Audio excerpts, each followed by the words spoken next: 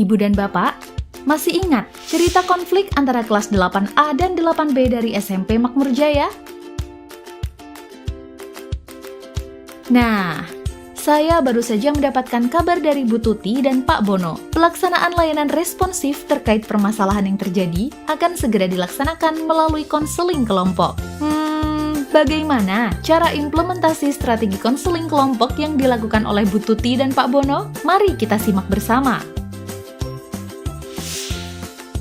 Sebelum pelaksanaan konseling kelompok, langkah pertama yang dilakukan Bu Tuti dan Pak Bono adalah pembentukan kelompok. Peserta didik akan dikelompokkan menjadi beberapa kelompok konseling yang beranggotakan 2-8 peserta didik. Masing-masing kelompok akan terdiri dari peserta didik kelas 8A dan 8B. Pengelompokan peserta didik oleh Bu Tuti dan Pak Bono dilakukan dengan mempertimbangkan hasil asesmen, observasi perilaku yang diprediksi memiliki masalah dan profil murid yang relatif sama. Langkah kedua adalah pelaksanaan konseling kelompok. Pelaksanaan konseling kelompok umumnya diadakan dalam beberapa sesi dengan waktu antara 45 sampai dengan 90 menit tergantung kesepakatan bersama.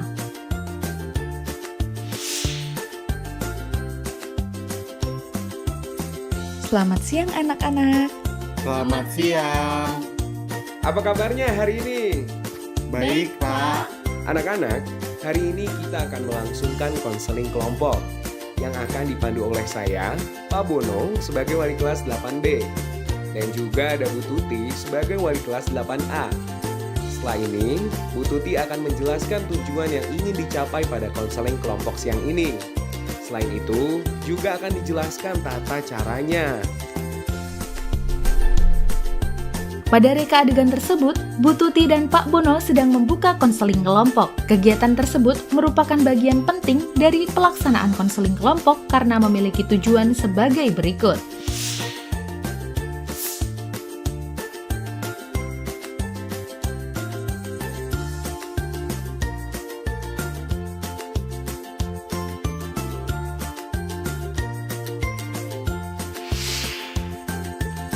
Baik anak-anak, saya ingin mengingatkan kembali apa yang telah kita sepakati pada sesi sebelumnya ya, terkait topik, fokus dan komitmen kita untuk menjaga rahasia dan saling memberi dan menerima.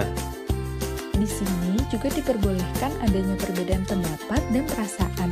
Selain itu, diharapkan anak-anak bisa dengan nyaman untuk mengekspresikan diri secara unik dan terbuka ya. Adakah yang ingin mengungkapkan pendapatnya terkait permasalahan yang terjadi? Silahkan. Nah, Bu Tuti dan Pak Bono di sini sedang menekankan bahwa kedua belah pihak yang berkonflik mendapatkan kesempatan yang sama untuk menyampaikan sudut pandang masing-masing. Bapak dan Ibu juga dapat mengajak peserta didik untuk melakukan refleksi yang fokus pada penyebab dan dampak dari konflik untuk kedua pihak maupun lingkungan sekitar. Pelaksanaan konseling kelompok ini dapat dikatakan berhasil jika terjadi interaksi yang aktif dan permasalahan-permasalahan dapat tereksplorasi dengan produktif. Oleh karena itu, Bapak dan Ibu perlu menghindari untuk menanggapi dengan cepat atau bahkan memotong cerita dari peserta didik. Hal ini agar peserta didik dapat menyelesaikan semua yang ingin dia sampaikan. Berkaitan dengan permasalahan-permasalahan tadi, bagaimana solusi yang dapat dilakukan? Adakah yang ingin menyampaikan pendapatnya terkait apa dan bagaimana cara kita untuk menyelesaikan masalah yang sedang kita hadapi? Silahkan.